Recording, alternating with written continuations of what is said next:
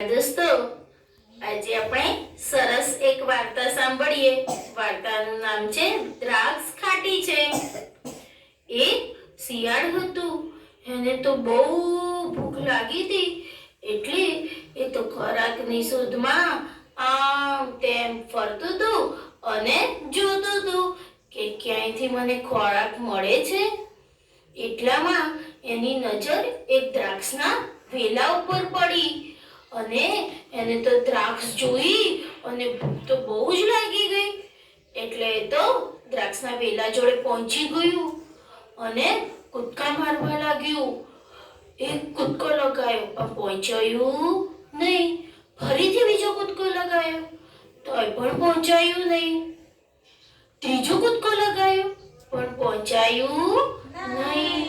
અને થાકી અને શિયાળ તો થોડીક વાર બેસી ગયું અને પાછું થોડી વાર રહી અને શિયાળ તો ફરીથી કૂદકા લગાવવા લાગ્યું.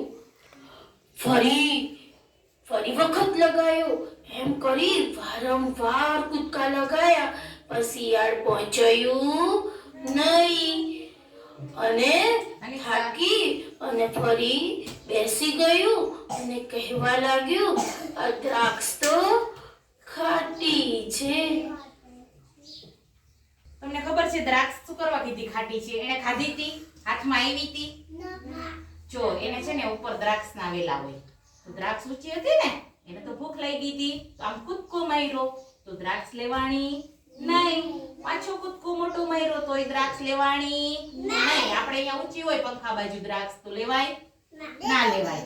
તો એનાથી દ્રાક્ષ લેવાણી નહીં ને, તો પછી થાકી ગયું કૂદકા મારીને.